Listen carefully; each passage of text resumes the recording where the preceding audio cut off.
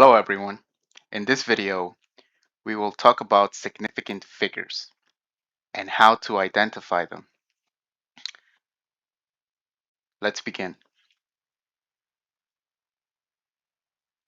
In order to determine how many significant figures a number has, it is important to cover the rules.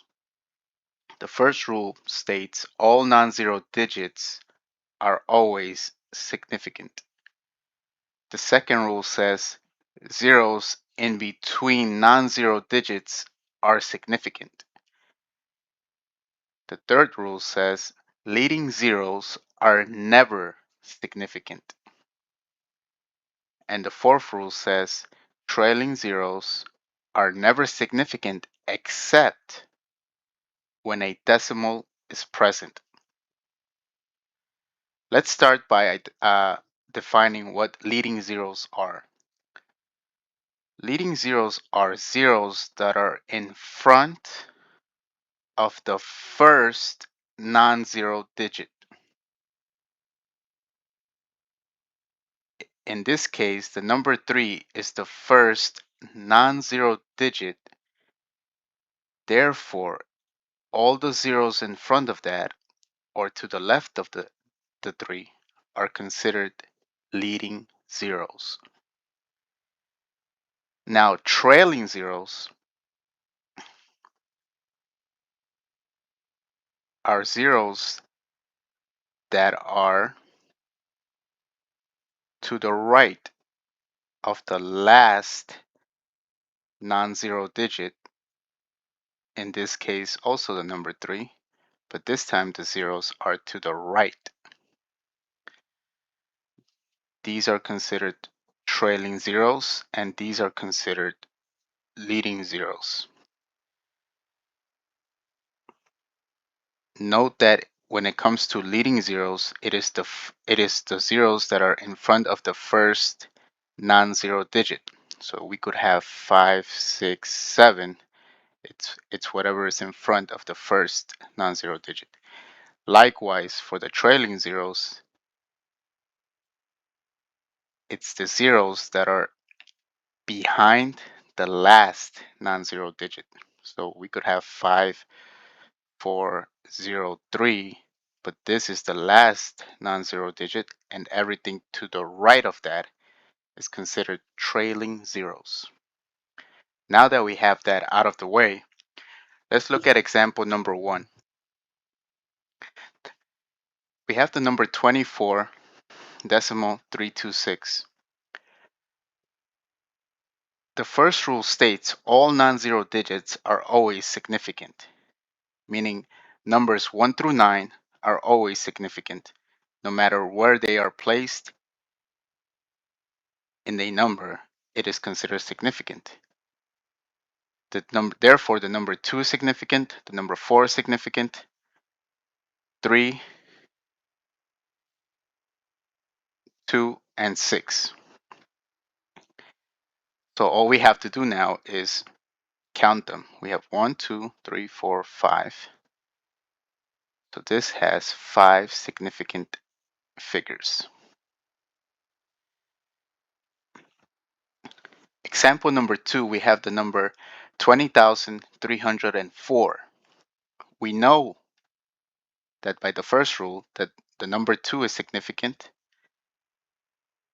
Now we have to determine if this what does the 0 mean? Well, according to rule number 2, zeros in between non-zero digits are considered significant. So this 0 right here is in between the 3 and the 2. Therefore, it's significant. We have another 0 here, but it's also in between two non-zero digits. Therefore, in example number 2,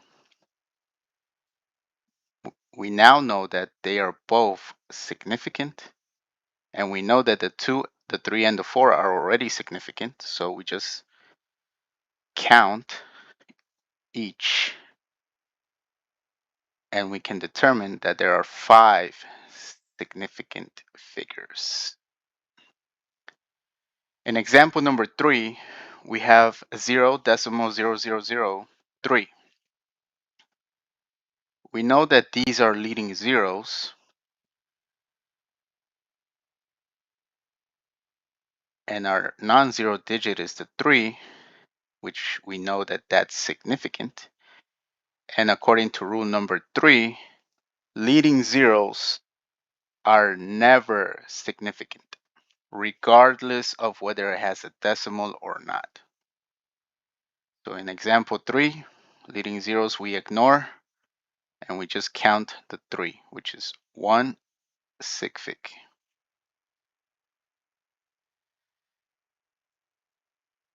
Example number 4, we have the number 4,200.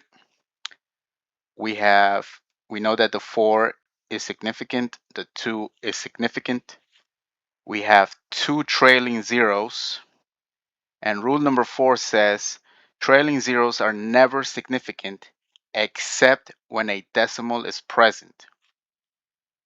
Here, however, in example number 4, we do not have a decimal.